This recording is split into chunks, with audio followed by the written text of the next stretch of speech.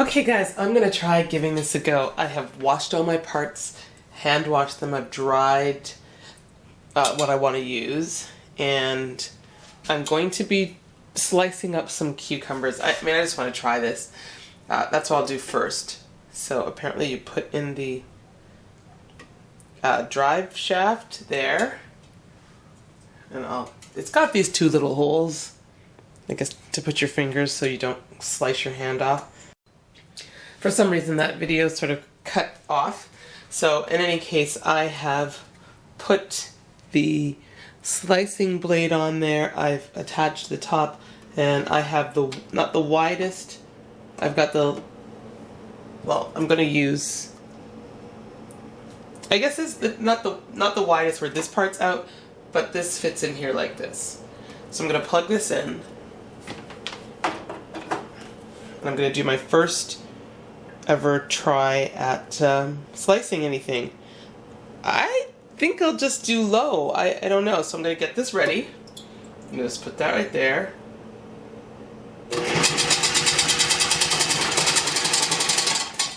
Okay, now I hit it off only because I wanted to see about... Okay, I'm going to plug that out. I don't want to kill myself. The reason I just sliced that off, and I probably screwed that up. Yeah, I guess I did. Okay, that doesn't make sense. Okay, so what I'm going to do is I'm going to put the last bit to thin. You know, whatever, it's just... I'm intimidated! Okay, so that way, yes. Alright, I'm going to put this on low again and just see what I get with the rest of that.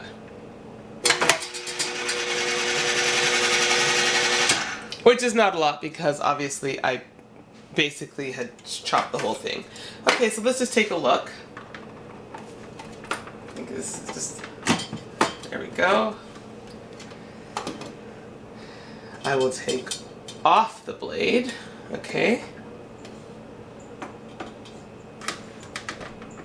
And let's just look. I mean, it certainly beats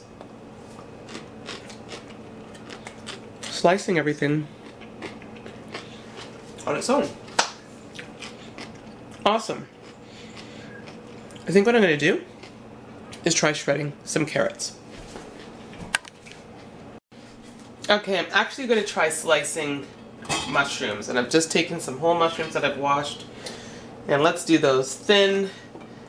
I'm again going to turn it on to low.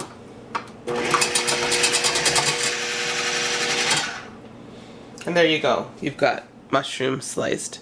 Now, I'm going to have to play around with this some more and see thickness versus thinness, but, so far, so good. I'll really, in the coming days, test it out even more so. I think I might try shredding some carrots now.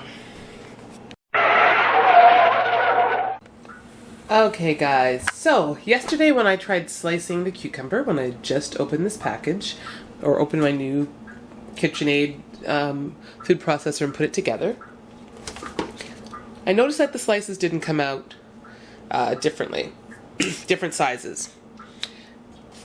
And what do I happen to see on the shopping channel last night? But a promo for KitchenAid appliances and obviously a demo of some of their models. The very first thing, this exact KitchenAid food processor. So I watched it, and while they didn't get into how to put it together, I made sure to pay attention. So there's this part. I was simply putting this on top of here, and it will work with the lid in place, but this is what causes the mechanism to change sizes. So if you've got this for the first time and you don't know how to put it together like I didn't, this is what you do. You're going to slip that on. There you go. And just so you see, let's just move that around a little bit. Okay, maybe you can see it here. Do you see the size? Well, it moves. I'm going to have this properly placed, and I'll show you how it works now.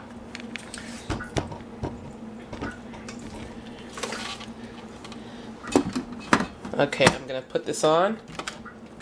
Oops. I've got a tomato here. I'm going to...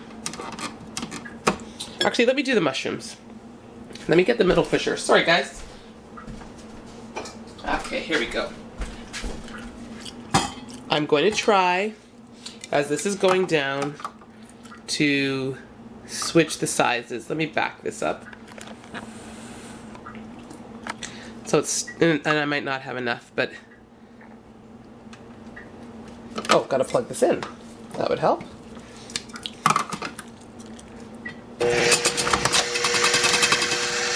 Not a lot to do it with. It's hard to do it that way. In any case, this is the way to do that. Let me try putting this tomato in. I'm gonna cut it. Again, not an expert by any means. I'm gonna put the tomato in like this. I've got it to thin, so let's see.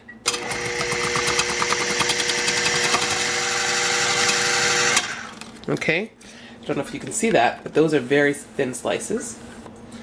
You can change the thickness while you're doing it, but you have to have enough to be doing that. And I think that's actually all the tomatoes I'm going to do for now. Oh, why not? Let me change the size to thick. Did you see how that moved? I know you can see that measurement, that part go up and down. So it's at thick. Let's hit low. Again, not a lot to really try it out with, but you get the point. You need that lever in there to help. And I'm just going to take that off.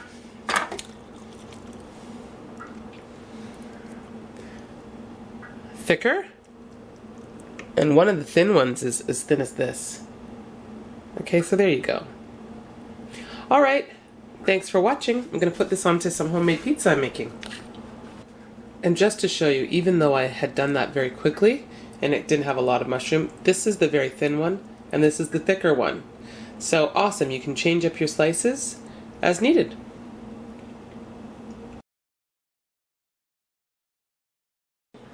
Now, I thought I would be confused about this, and to some degree I still am, but this is the shape on what you need for the accessory for your shredding tool, which is great because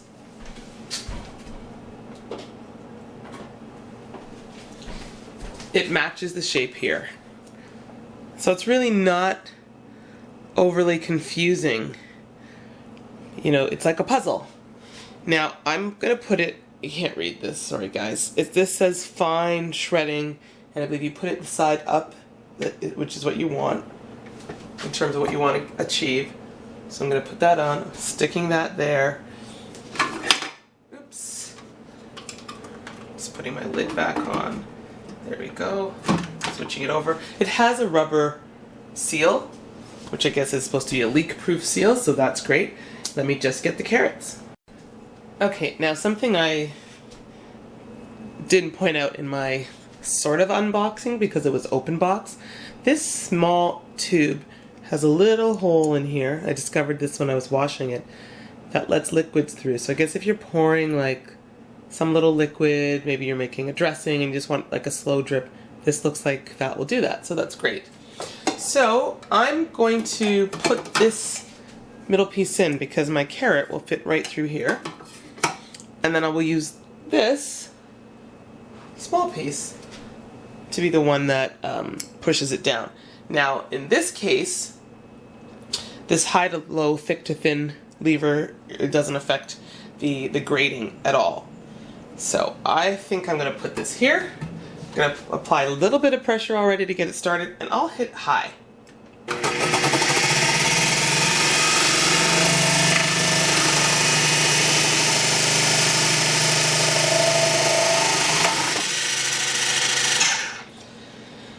Now, I've heard and I've watched a few videos about this, and so it sounds like all food processors, kind of that last little piece food that you're trying to grate or slice or whatever, oh boy, it tends to get stuck at the top. Ooh, and that just popped down in there. Oops, sorry guys. Okay, I've just pulled that whole thing off like this. Just to lift this off. So it's pretty good. This is pretty fine. I'm not going to do the medium now. You know, in the future, if I make a recipe like with carrots and stuff and maybe cabbage, I'll do that. But that definitely is a nice fine chop. Now I'm going to leave this like this because I'm going to make some lentil burgers, lentil patties, and I might use all of that. Alright guys, let me just figure out what I'm going to do and I will be right back. Okay, so you can have a better look. Now I left, there's still a couple mushroom pieces in there because I'm mixing it all in together with lentils. But look, this is so quick and easy in terms of slicing up your carrots. So you can make like a nice salad or whatever it is you need to do. Gosh, in a fraction of the time. I've never been able to do this with carrots because I've never owned a food processor. So I'm excited about that. Alright. I'm going to be next using the mixing blade. I'll probably use the smaller bowl, I'll see. Depends how much lentils I have. And we'll go from there as I try to make some lentil patties.